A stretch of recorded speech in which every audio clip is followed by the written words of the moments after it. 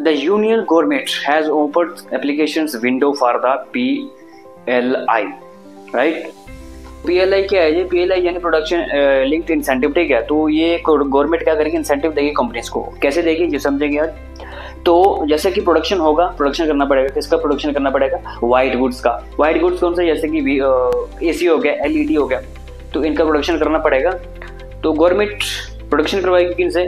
Investor से। Investor कौन? Companies से। तो कंपनीज क्या करेगी? इन्वेस्ट करेगी। तो इन्वेस्ट करेगी तो प्रोडक्शन करना पड़ेगा, प्रोडक्शन करना पड़ेगा तो इन्वेस्ट करना पड़ेगा, ठीक है।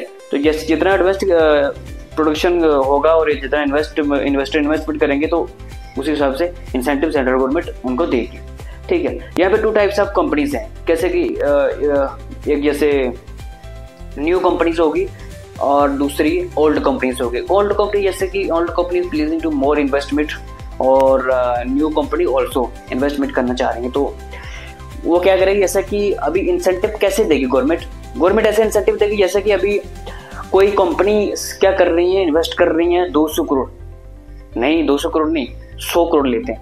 100 करोड़ इन्वेस्ट कर रही है तो गवर्नमेंट क्या करेगी? उनको 5 करोड़ क्या करेगी? उनको रिपे करेगी, कैशबैक कर देगी, या फिर कुछ ऐसे बेनिफिट्स के थ्रू जैसे कि टैक्सेशन के बेनिफिट्स के थ्रू उनको कुछ बेनिफिट्स कुछ देगी, ऐसे करके रिपे करेंगे, कैश करेंगे, इंसेंटिव उनको मिलेगा। बट ये प्रोडक्शन क्यों करना पड़ा?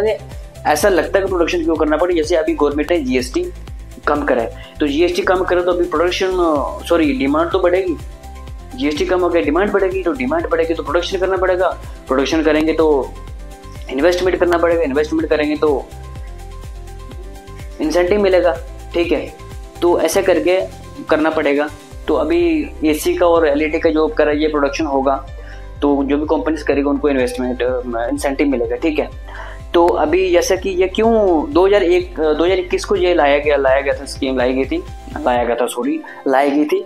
तो अभी इसका एंडिंग हो गया था, बट टाइम एक्सटेंड किया गया है 15 सितंबर टू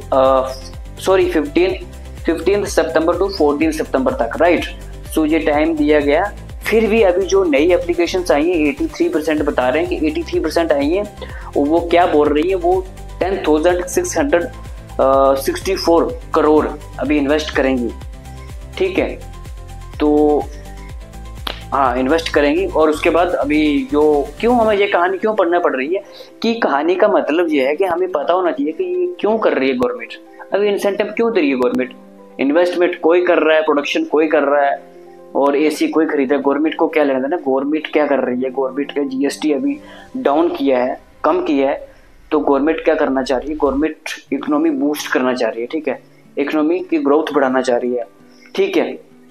तो जैसे कैसे बढ़ेगी ग्रोथ? ऐसे ही बढ़ेगी जैसे कि अभी GST कम हुआ है, डिमांड बढ़ेगी तो प्रोडक्शन करना पड़ेगा तो वहाँ पर एम्प्लॉय चाहिए, तो एम्प्लॉयमेंट बढ़ेगा तो देश की ग्रोथ तो होगी, इकोनॉमिक ग्रोथ होगी। इन्वेस्टमेंट बढ़ेगा, इन्वेस्टमेंट करना पड़ेगा तो इन्वेस्टर को फायदा होगा, इंसेंटिव मिलेगा उधर से, ठीक है। तो प्रोडक्शन बढ़ेगा, लोगों के लिए भी वेस्ट हो जाएगा, ठीक है, पब्लिक के लिए वेस्ट हो जाएगा, सस्ते में सामान मिल रहा है तो गवर्नमेंट के लिए भी तो वेस्ट हो जाएगा। प्रोडक्शन ज़्यादा हो रहा है, पैसा आ रहा है और पैसा जा भी रहा है, लोग भी अमीर हो रहे हैं तो गवर्नमेंट भी अमीर हो रही है, इसमें क्या, ठीक है ना, सिंपल भाषा में।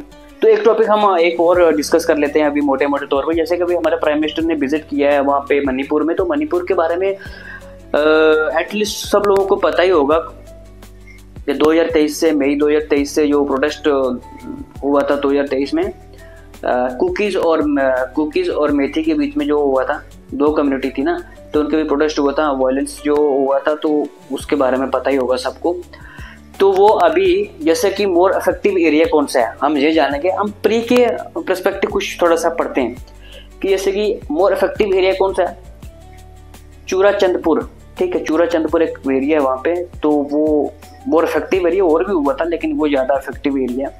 और बाकी हिल्स पे जो हुआ था, बहुत सारे हिल्स पे भी वायलेंस हुआ था, आप जानते ही होंगे।